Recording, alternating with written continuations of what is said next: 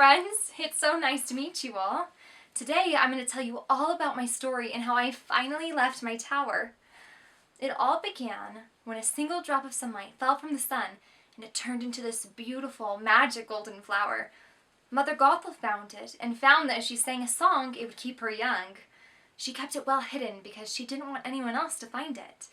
Well, my mother, the queen, she got really sick, and the only thing that could heal her was this flower.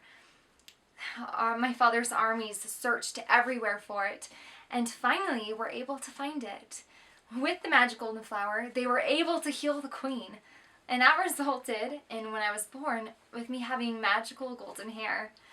And that lost its power when it's cut. Mother Gothel found out, and she kidnapped me from my parents. She kept me in a tower and raised me as her own.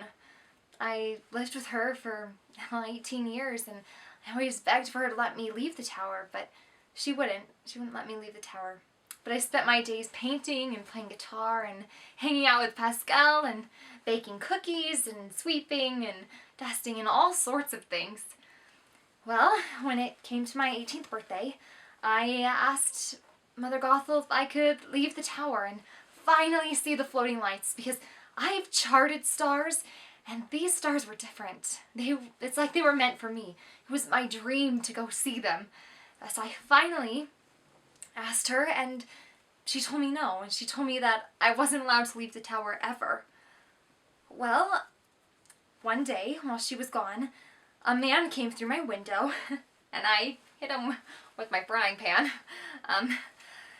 Well, it happened to be Flynn Rider, who also is known as Eugene Fitzherbert. And he wanted his satchel, which I hid in a pot, and then he knew where it was, so I re-hid it, and I was able to make a deal with him. He would take me to see the floating lights, and in turn, I would give him back his satchel.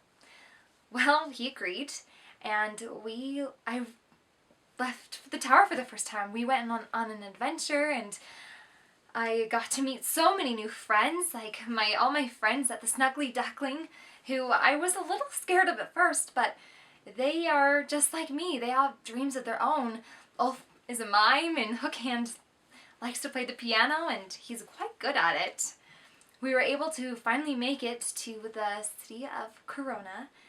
Well, and after all sorts of run-ins with different guards and Maximus, who agreed, because it was my birthday, to not get Eugene caught, we were able to finally go see the floating lights. I was really nervous, but it was wonderful, and then I got to have a new dream, and I chose Eugene to be that new dream. Well, Eugene ended up getting captured by the Stabbington brothers, who then turned him into the guards, and then my mom, or Mother Gothel, took me back to my tower.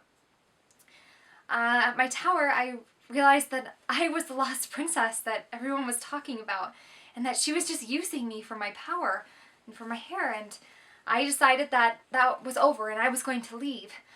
Well, Eugene came and she stabbed him, and I was fortunately able to heal him with my powers. And then I was reunited with my parents, who are absolutely wonderful, and then Eugene and I were able to get married and live happily ever after. And now we're going on adventures of our own.